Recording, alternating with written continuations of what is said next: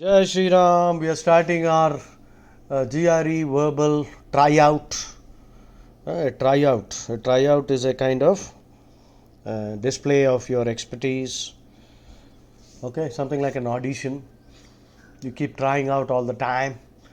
Name ante rascal, donga. Rascal, scoundrel. SCOUNDREL. Rascal అన్న వర్డ్కి definition ఏంటి? A person without any values, విలువలు లేవు. So that's the word. Rascal అనే word ధైర్యంగా వాడచ్చు మనము. అంటే అదేమి ఎక్స్ప్లీటివ్ కాదు. EXPLETIV. ఎక్స్ప్లీటివ్ అంటే బూతు. తెలుగులో మనం బూతులు అంటాం. The English word for that is expletive. EXPLETIV. Expletives అంటే స్కర్రిలస్ లాంగ్వేజ్. SCURRILOUS. స్కర్రిలస్ అంటే కూడా extremely vulgar and abusive language, vituperative language. VITUPE, vituperative, PERATIV. To vituperate అంటే abusive criticism. Vituperate, scurrilous language, expletive. గుర్తుపెట్టుకోవడానికి ఒక నిమోనిక్ చెప్తా. EXPLETIVE, expletive. ఇంగ్లీష్లో డిక్షనరీసు ప్రొఫేనిటీ, ప్రొఫేన్ language అని కూడా define చేస్తాయి. ప్రొఫేనిటీ అంటే కూడా బూతులు. కానీ ప్రొఫేన్ అన్న వర్డ్కి ఇంకో మీనింగ్ ఉంది. ప్రొఫేన్ అంటే డిస్రెస్పెక్ట్ఫుల్ టువర్డ్ రిలీజన్. ప్రొఫేన్ అంటే ఏమిటి? Language that is amounting to blasphemy, heresy, ఈశనింద, దేవుణ్ణి లేక రిలీజన్ని తిట్టడము. అది ప్రొఫేన్. ఓకే, ఎక్స్ప్లీటివ్లో sound EXPLET, plate. Eggs plate ఇవ్వు అన్నట్టుగా ఉంది బ్రేక్ చేస్తే తెలుగులో. ఒకడు డాబాకు వచ్చి ఒక ప్లేట్ బాయిల్డ్ ఎగ్స్ ఇవ్వు, ఎగ్స్ ప్లేట్ ఇవ్వు అని బూతులతో అడుగుతున్నాడు. ఇస్తాంరా అని బూతులతో అని వాడు కూడా చెప్తున్నాడు. సో బూతు బూతు బూతు. సో ఎక్స్ప్లేటివ్ అంటే బూతులు. ఎక్స్ప్లేటివ్ డిలీటెడ్ అని రాస్తూ ఉంటారు మీడియాలో, బ్రాకెట్లో పెడతాడనమాట. అంటే ఇక్కడ మీడియా వాళ్ళు, మెయిన్ స్ట్రీమ్ మీడియా, మనం సోషల్ మీడియాలో కూడా మనం అట్లా పెట్టచ్చు బ్రాకెట్లో. ఎక్స్ప్లీటివ్ డిలీటెడ్ అంటే బూతులు ఎన్నో వచ్చాయి, అవన్నీ మేము పెట్టట్లేదు ఇక్కడ. స్కర్రిలస్ కూడా అలాగే గుర్తుపెట్టుకోవచ్చు. SCURRILOUS. అది విరక్కొడితే సౌండ్ ఎలా ఉందంటే కర్రీ లస్సీ అనే సౌండ్ వస్తుంది. స్కర్రిలస్ లాంగ్వేజ్, అడ్జెక్టివ్ అది. Expletive noun. So curry lassi order చేస్తున్నాడు, చాలా బూతులతో మాట్లాడుతున్నాడు, అలా గుర్తుపెట్టుకోవచ్చు. సో కర్రీ లస్సీ బూతులు అట్లా లింక్ అయిపోతుంది. సో ఈ విధంగా వర్డ్స్ని మనం గుర్తుపెట్టుకోవడానికి ఇది నిమానిక్స్. MEMONIC. నిమానిక్ అంటే anything that aids the memory device. So mnemonics తయారు చేసుకోవడము మనం అలవాటు చేసుకుంటే మన క్రియేటివిటీ ఇంప్రూవ్ అవుతుంది ఫస్ట్. తర్వాత మెల్లిమెల్లిగా వర్డ్స్ మర్చిపోకుండా ఉంటుంది. మనం వర్డ్స్ మర్చిపోతాం ఎందుకంటే వాడము. We don't use these words. వాడాలి. మరి వాడాలి అంటే ఎక్కడ వాడాలి? ఎక్కడైనా వాడు, నీ ఇష్టం. నా స్టూడెంట్ ఒకటి ఇలాగే సీరియస్గా తీసుకుని వాడి 4 రోజుల తర్వాత వచ్చి నాకు చెప్పాడు, ఎవరు నాతో చాట్ చేయటం లేదు, మీ వల్ల నా ఫ్రెండ్స్ అందరూ they stop chatting with me. I said very good, చాలా మంచిది. నువ్వు ఇప్పుడు కవిత్వం రాయి, ఓ బుక్ తెచ్చుకో. వాడు సెంటెన్స్లు ఏదో రాయడం మొదలుపెట్టాడు. మెల్లిగా వాడు ఇంప్రూవ్ అయ్యాడు. ఇప్పుడు వాడు ఒక టాప్ ప్రొఫెసర్ అమెరికన్ యూనివర్సిటీలో ఎక్కడో. So I can't forget that student who took my suggestion very seriously and it made a difference to his life. So వాడాలి. వాడుతూ నిమానిక్స్ కూడా చేసామంటే వొకాబులరీ ఒక్కసారి వస్తే మళ్ళీ మర్చిపోకూడదు. ఎయిడెటిక్ మెమరీ, ఫోటోగ్రాఫిక్ మెమరీ అంటారు దాన్ని. EIDETIC. ఎయిడెటిక్ అన్నది అగైన్ మళ్ళీ technical word. It means simply photographic memory. ఒక్కసారి చూసినా, ఒక్కసారి విన్నా మళ్ళీ మర్చిపోయే ఛాన్స్ ఉండకూడదు. అది మనకు కష్టం, కానీ అందరికీ ఉండదు ఆ టాలెంట్. వివేకానందకు ఉండింది, అందరికీ ఉండకపోవచ్చు. కానీ మనం ఇంకో కొన్ని చేయొచ్చు. నిమానిక్స్ వాడడము, రాయడము, ఇవన్నీ ఏదో టకటగా చేయాలి. చేస్తే అప్పుడు ఇంప్రూవ్ అవుతుంది. Because every word in English is like $100 bill. నాకైతే అట్లాగే కనిపిస్తుంది. అలా ఆలోచించామంటే గుర్తుపెట్టుకుంటాం. Okay, anyway, all knowledge is linguistic. ఇంకోటి గుర్తుపెట్టుకోండి, ఎంత వొకాబులరీ ఉన్నవాడికి అంత నాలెడ్జ్ ఉన్నట్టే. More vocabulary is equal to more knowledge. More knowledge is equal to more power. More power means more influence. More influence means more success. More success means more money. More money means more freedom. So vocabulary is equal to freedom. That is my equation. Thank you very much for patiently listening to me. Did you like that? Here నేవి ఈ knave అంటే rascal, critic అంటే judge, book critic, movie critic, wine critic, food critic, critics మీద చాలా GRE SA topics వస్తాయి. It is the artist not the critic who gives society something of lasting value. ఇదొక often repeated GRE SA topic ఇది. మళ్ళీ చెప్తున్నా, it is the artist not the critic who gives society something of lasting value. So critic అంటే సింపుల్గా a very intellectual, very knowledgeable person who is in a capacity to give an impartial judgement. కానీ unfortunately చాలామంది critics ఇంపార్షియల్గా ఉండరు, టెండెన్షియస్గా ఉంటారు. TENDENTIOUS, టెండెన్షియస్ అంటే biased. టెండెన్షియస్ అంటే biased, sowing partiality. Okay. Plebeian అంటే పామరులు, common people, లే man, the common man. Common man అంటాం కదా, సో కామన్ మ్యాన్ అంటే చాలా పామరులు, sort of ordinary people who don't have any intellectual interest in all that. Repeal అంటే cancel, attenuate అంటే weaken or reduce. ఇంకేంటబ్బా, vitiate అంటే pollute, vitiating the atmosphere. లిటరల్గా polluting or implied మీనింగ్లో అంటే కొంతమంది ప్రెజెన్స్, వాళ్ళ మాటలు వాతావరణాన్ని కలుషితము చేయడము. Okay. A clever bit of artistry instead of lengthening the distance between us and dash, the exalted artist. Exalted ante raised, put on a high pedestal. Literal ga exalted ante literal ga meaning raadu, literal meaning లేదు అసలు exalted ki. Exalted position ante ఎత్తు మీద, అంటే not physical ga. That means you are holding somebody in great respect. An exalted philosophy. Bhagavad Gita, the philosophy is very exalted.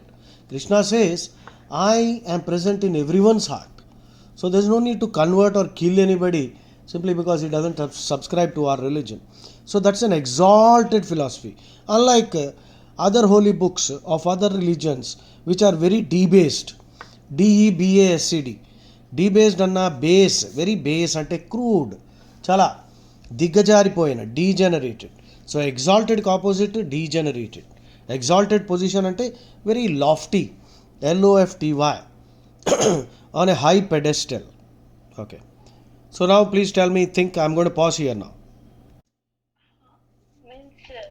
Okay. ఇక్కడ exalted artist అనగానే వాడు elite కింద వస్తాడు. ELIT. Elite అంటే ఏమిటి? Exclusive upper class.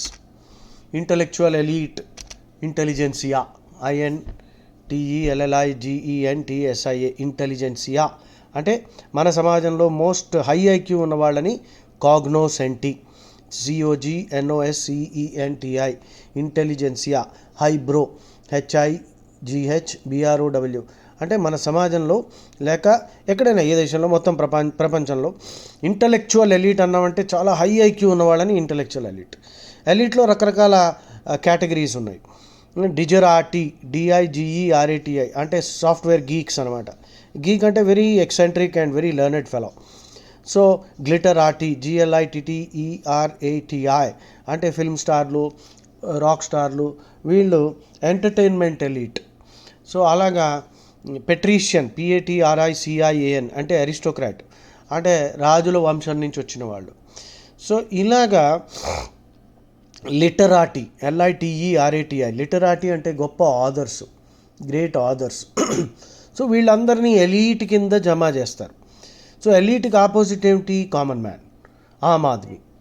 ఆమ్ ఆద్మీకి synonyms ఏంటి? Laymen, LAYMEN. Plebeian, laity, LAITY.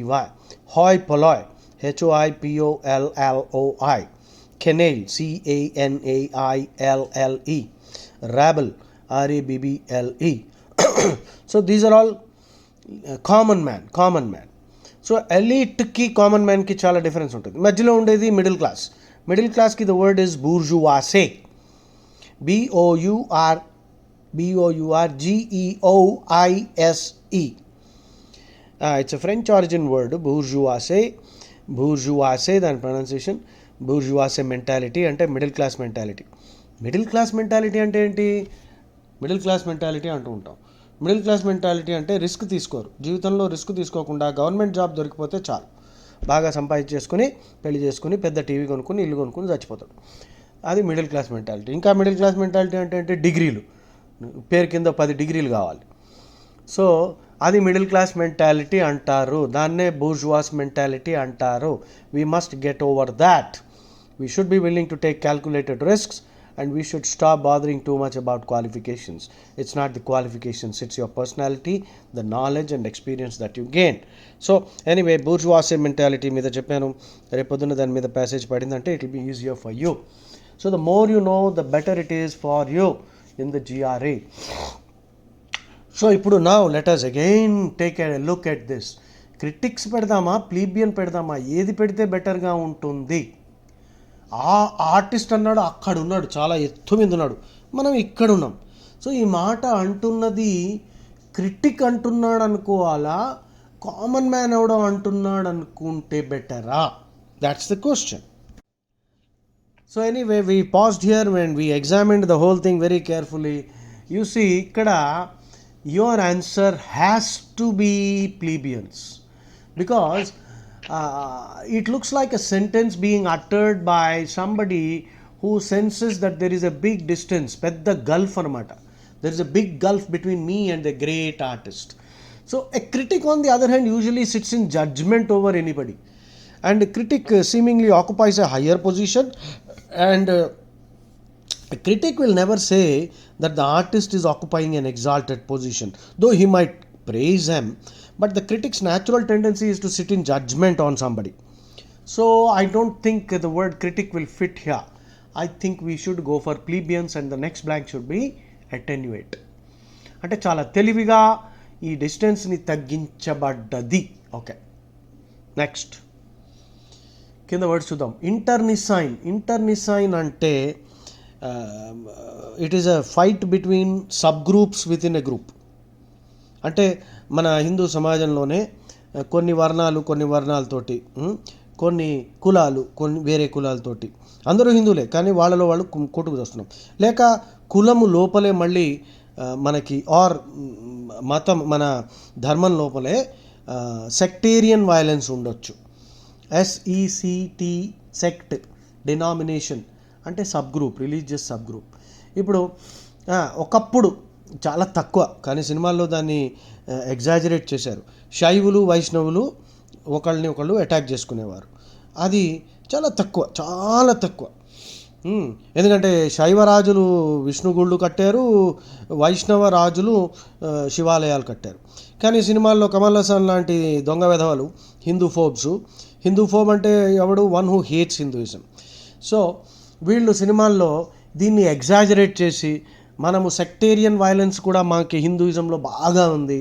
Sectarian అంటే very narrow minded and subscribing to a very narrow dogmatic philosophy and being aggressive and violent. So sectarianism మనకి హిందూయిజంలో సీరియస్గా లేదు.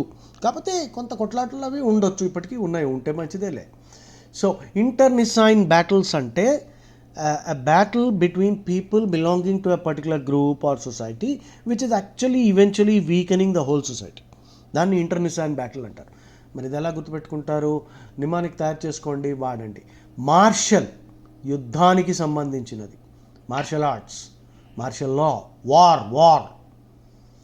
Rest, to wrest the title, to wrest the crown అంటే లాక్కోవడం, ఫోర్సిబుల్గా లాగేసుకోవడం, take away with force. Excoriate, లిటరల్గా excoriate అంటే కొరడాతో కొట్టి స్కిన్ స్ట్రిప్ చేయడం. కానీ ఎక్స్కోరియేట్ ఆ మీనింగ్ తోటి ఎక్కువ లిటరల్ మీనింగ్తో వాడబడదు. ఎక్స్కోరియేట్ అంటే విపరీతంగా క్రిటిసైజ్ చేయడం. ల్యాంబాస్ట్, LAMBAST, ల్యాంబాస్ట్ అంటే కూడా కట్టెతో కొట్టడం, కానీ ఆ మీనింగ్తో తక్కువ వాడబడుతుంది. ల్యాంబాస్ట్ అనేది మీకు మీడియాలో మీకు మంచి మీడియా ఛానల్స్, రిపబ్లిక్ ఛానల్లో వాడు అర్ణవ్ గోస్వామి బాగా వొకాబులరీ వాడుతున్నాడు ఈ మధ్య. He is improving. You must be having a big team anyway. So నాలాంటి వాళ్ళు ఎవరినో టీంలో పెట్టుకున్నాడు. సో ఎక్స్కోరియేట్ అంటే severely criticise, lambast. Okay. Ameliorate అంటే ఇంప్రూవ్. ఈ వర్డ్ ముందు వచ్చింది. The patient's condition is ameliorating. Meliorate అంటే కూడా ఇంప్రూవ్. ఓకే, ఇప్పుడు అది చదవమ్మా sentence. So okay, I'm gonna pause here, please try to answer. Well, this an easy one. అక్కడ క్లూస్ ఆర్ ఇంటర్నల్ ప్రాబ్లమ్స్ అన్నాడు, వైల్ అన్నాడు. వైల్ అంటే కాంట్రాస్ట్ ఇండికేట్ చేస్తున్నాడు. Resolved none. ప్రాబ్లమ్స్ పెద్దవైతే ఏమీ సాల్వ్ చేయలేదు, కానీ ఇంటర్నల్ ప్రాబ్లమ్స్ ఏవో కొన్ని. So the answer has to be internecine and ameliorate. Okay, let's go to the next one. ఈ రికార్డింగ్లో ఆన్సర్లు కూడా చెప్పేస్తున్నాను. ఎనీవే, బికాస్ కొంతమందికి it will be a little uncomfortable, అందుకని ఆన్సర్లు కూడా చెప్తాను. సో నెక్స్ట్ థర్డ్ వన్ చూద్దాము. కింద వర్డ్స్ ఫ్లెక్సిబుల్. కార్నివోరస్ అంటే మీట్ ఈటింగ్. గ్రెగేరియస్ అంటే సోషబుల్, మూవింగ్ ఇన్ గ్రూప్స్. గ్రెగేరియస్కి ఆపోజిట్ షుడ్ బి సాలిటరీ, ఒంటరిగా ఉండేవాడు. కింద ప్రెడిక్టబుల్. సెలూబ్రియస్ వెదర్. సెలూబ్రియస్ అంటే గుడ్ ఫర్ హెల్త్. యూజువల్గా హెల్త్కి వాడబడుతుంది, గుడ్ ఫర్ హెల్త్, బట్ జనరల్గా good, wholesome, good, wholesome advice. Salubrious advice అని కూడా అనొచ్చు. మంచిది, హితము కోరి, శ్రేయస్కరమైన. Okay, good for the person, good for you. Okay, I'm reading it now. We now know. ఇప్పుడు తెలుసు అంటే ఒకప్పుడు, ఇప్పుడు తెలిసిందా, అప్పుడు తెలియదు అనమాట. So that humans have evolved not to subsist on a single paleolithic diet. Paleo అంటే ఏన్షియంట్, రూట్ వర్డ్ అది, పేలియో. పేలియో. పేలియంటాలజీ అంటే స్టడీ ఆఫ్ ఫాసిల్స్. ఫాసిల్స్ అంటే తెలుసు కదా. ఫాసిలైజ్డ్ థింకింగ్ అన్నావంటే నీ బుర్ర చెడిపోయింది అనమాట. పాతకాలం చెత్త పెట్టుకుని తిరుగుతున్నావు, నీ హోలీ బుక్లో ఉన్న చెత్త అంతా అదే నిజం అనుకుంటున్నావు. సో ఫాసిలైజ్డ్ థింకింగ్ అని నేను తిడుతూ ఉంటాను వీళ్ళని. ఫాసిల్ అంటే remnant of the past, like A mummy. Okay, చాలామంది వాళ్ళ అమ్మల్ని మమ్మీ అని పిలుస్తారు. వాళ్ళ అమ్మని అమ్మ అని పిలవచ్చు కదమ్మా. మమ్మీ అంటే మ్యూజియంలో ఉంటుంది, అది ఫాసిల్. అది పాపం తల్లిని మమ్మీ అంటే నాకు నచ్చట్లేదు. Anyway, if you are still calling your mother mummy, I think ఒక నెల అమ్మ అనండి, మెల్లిగా హ్యాబిట్ మార్చుకోండి. తల్లిని మమ్మీ అనకండి, because mummy is a fossil. Mummy belongs in the museum. So please don't mind my sense of humor, which might be a little offensive sometimes. And actually, I have a right to offend you too. You have a right to get offended too. Okay, let's stop this. Where the hell am I? Subsist అంటే survive. Subsistence farming అంటారు. అంటే ఎటువంటి, కొంతమంది మన దేశంలో farmers పొలం ఉంటుంది, సాగు చేస్తారు, కానీ వాళ్ళు పండించేది వాళ్ళ ఫ్యామిలీకి ఒక్కళ్ళకే సరిపోయినంత చేసుకోగలుగుతారు. దాన్ని సబ్సిస్టెన్స్ ఫార్మింగ్ అంటారు. Subsistence allowance. గవర్నమెంట్ జాబ్లో వెధవ పని చేసి, దొంగ పని చేసి సస్పెండ్ అయ్యాడు అనుకోండి, అప్పుడు గవర్నమెంటు శాలరీ 50% ఇస్తుంది. ఎందుకంటే వాడు బతకాలిగా. చాలామంది అందుకే ఏం చేస్తారంటే, గవర్నమెంట్ జాబ్లో ఉన్న వాళ్ళు ఏదో తప్పు చేసి సస్పెండ్ అయిపోతారు. అప్పుడు వాళ్ళు ప్రైవేట్ బిజినెస్ చేసుకోవచ్చు. పక్క నుంచేమో గవర్నమెంట్ వాళ్ళు సబ్సిస్టెన్స్ అలవెన్స్ ఇస్తారు. అంటే 50% శాలరీ నీకు ఇస్తారు, నువ్వు బతకాలి కదా అని. సో అప్పుడు వాడు ఇక్కడ 50% తీసుకుంటాడు, అక్కడ ప్రైవేట్ బిజినెస్ చేస్తాడు. ఇది నేను గవర్నమెంట్లో ఉండి చాలా చూశాను. సో సబ్సిస్ట్ అంటే survive on something very basic. Paleolithic అంటే స్టోన్ ఏజ్ అనమాట, ఆదిమానవుడు. సో ఇక్కడ yes, the answer has to be salubrious. ఎందుకంటే డిస్కషన్ ఈజ్ అబౌట్ హెల్తీ. ఇందులో ఇక్కడ మనకి క్రిటికల్ థింకింగ్ ఏం టెస్ట్ చేయలేదు, వొకాబులరీయే టెస్ట్ చేసుకుంటూ పోతున్నాడు. కొన్ని చోట్ల క్రిటికల్ థింకింగ్ విపరీతంగా ఉంటుంది. నెక్స్ట్ చూద్దాం. నెక్స్ట్ వన్, కింద words. Indulgence is a negative word. Indulgence can mean pampering a child, అతి ముద్దు గారాభం చూపించడము. ఇంకోటి, indulgence can also mean taking part in some activity which is considered bad or negative. Okay, indulgence can also mean excessive drinking, excessive eating, and being sort of addicted to pleasures. So ఆ meaning కూడా వస్తుంది. అందుకే ఒక problem ఉంది, those who indulge bulge అని. Those who indulge bulge is rhymes with indulge. ఇంకోటి pampering, pampering a child. So don't indulge the child, don't pamper. Indulge also means pampering, showing too much love and affection. So coddling, coddle, cosset, cosset, mollycoddle, mollylcoddle. mollycoddle అంటే కూడా అతి ముద్దు గారాబము, పిల్లల్ని అతిగా అలా ప్రేమ పెట్టి చేస్తే వాడు బ్రాట్ లాగా తయారవుతాడు. Brat, brat means a small devil, extremely mischievous child who cannot be controlled, very fractious నిన్న వచ్చినట్టుంది వర్డ్, fractious. Fractious అంటే very disorderly. Okay, indulgence can loosely mean taking part also. Taking part, we're indulgence in the festivities. Demographic అంటే పాపులేషన్కి సంబంధించిన. Pandemic మీకు తెలుసు, corona pandemic వచ్చింది. Something that is disease that is found everywhere or something that spreading all over. Catalyst అంటే anything that speeds up A reaction. So what do you think is the answer? Please read that.